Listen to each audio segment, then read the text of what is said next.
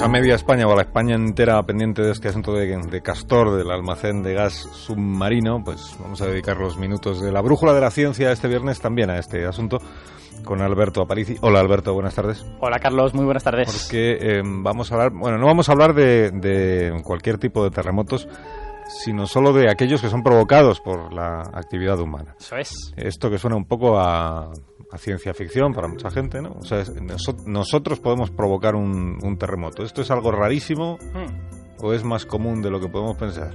Pues mira, es sorprendente lo común que es, sobre todo pequeños temblores, estos microtemblores de los que tanto hemos hablado y que nosotros ni siquiera notamos.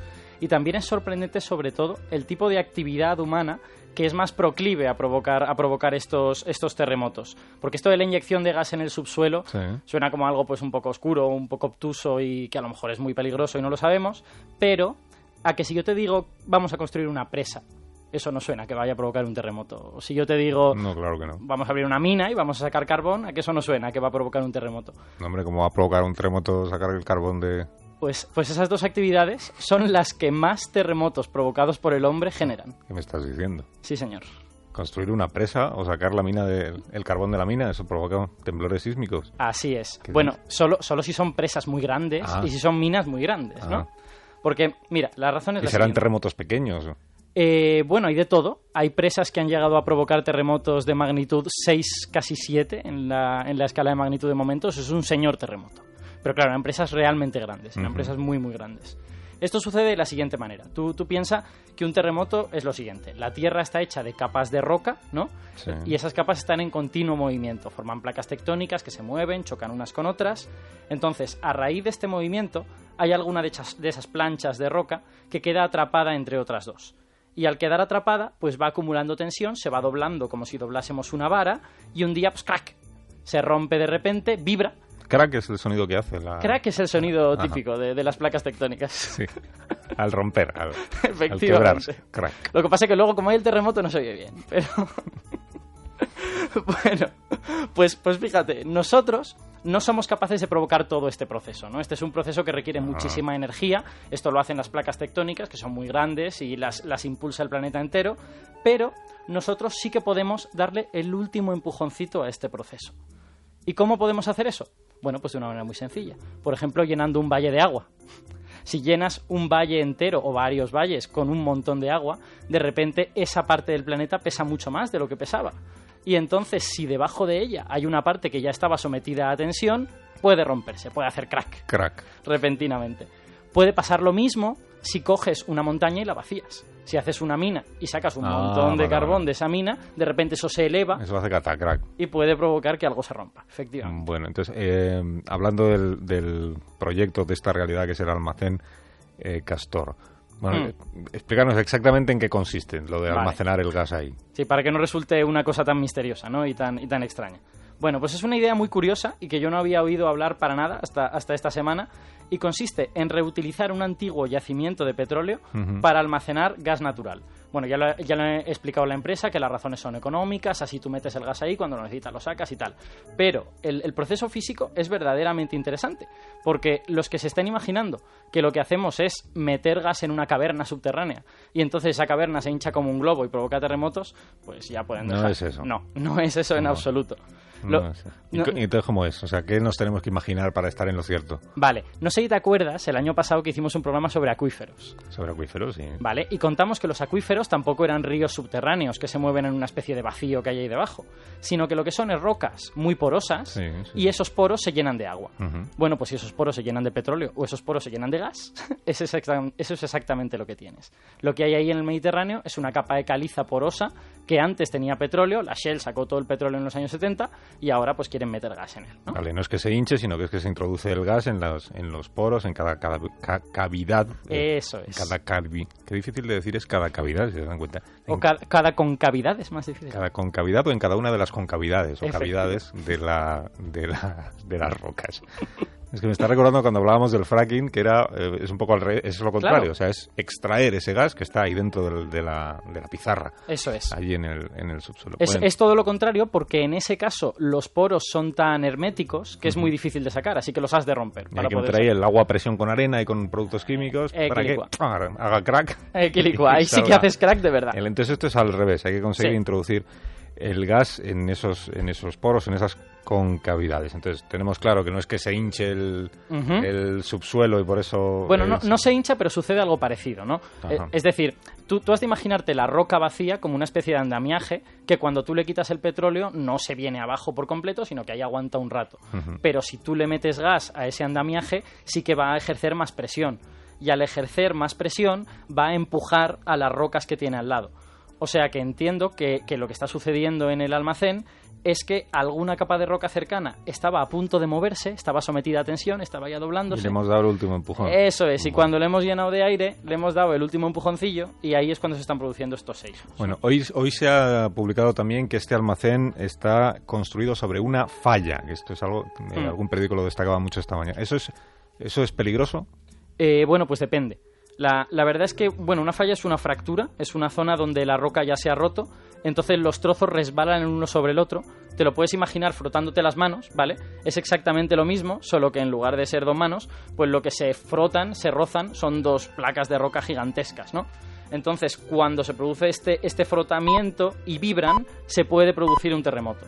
Pero no todas las fallas producen terremotos, porque las fallas, cada una es de su padre y de su madre y son diferentes. Ajá. Depende del material de las... Voy a hacer un chiste tonto sobre las fallas.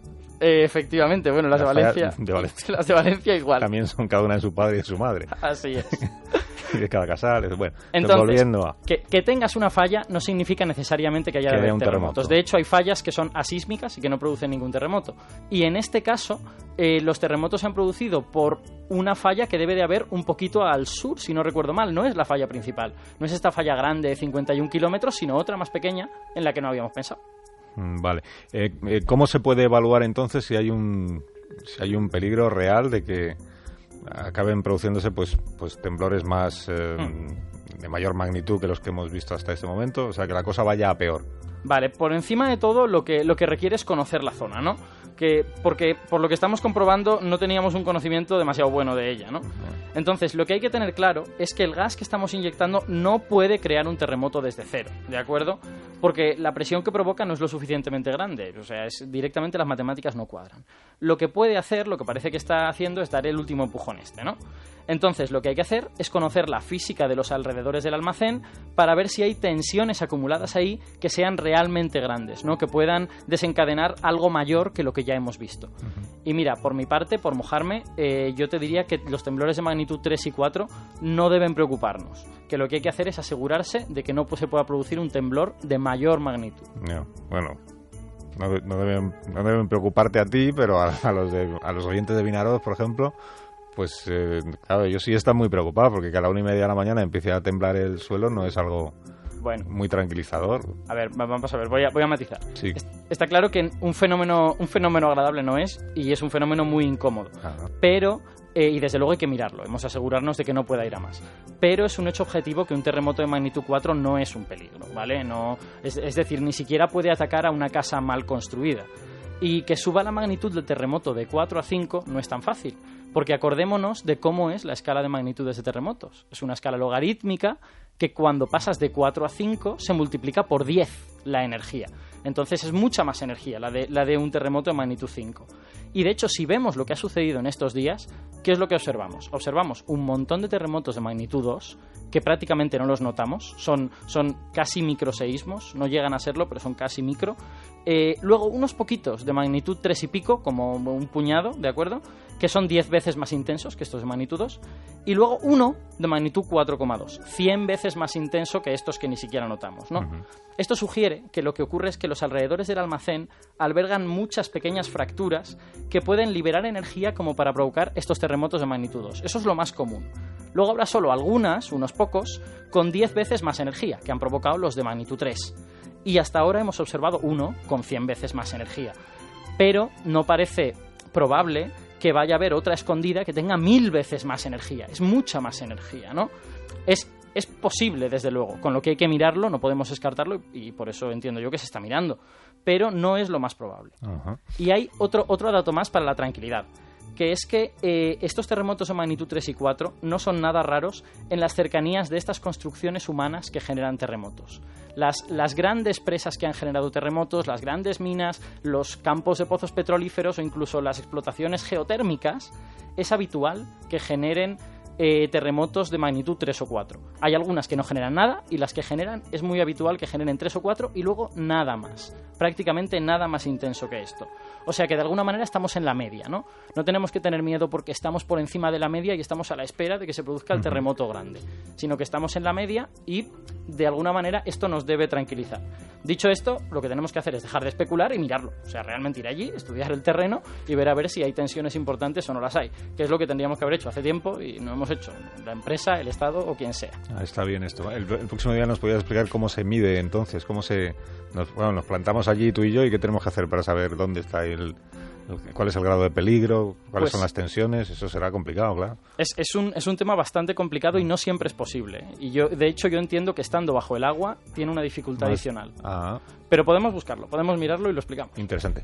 Muy bien, Alberto, que pases un feliz fin de semana. Muchas gracias, tú igual. Que tu mensaje tranquilizador haya llegado a quien tenga que llegar. Bueno, tranquilizador pero la cosa sigue siendo un motivo de... Bueno, yo intento dar los datos... Un poco de interés y de preocupación, claro. Yo intento dar los datos para que la gente ponga en contexto, ¿no? Cuando uno no está acostumbrado a terremotos provocados por el hombre, parece que esto sea algo muy excepcional. Y realmente yo he tenido la sensación, después de informarme, de que, bueno, no es que pase todos los días, pero no es tan excepcional. Sí. No, sobre todo esto de pasar de 4,1 a 4,5 no es tan fácil. Eso es. Muy bien, adiós, Alberto. Hasta luego. Hasta la próxima semana, son las 9:05, son las 8:05 en Canarias.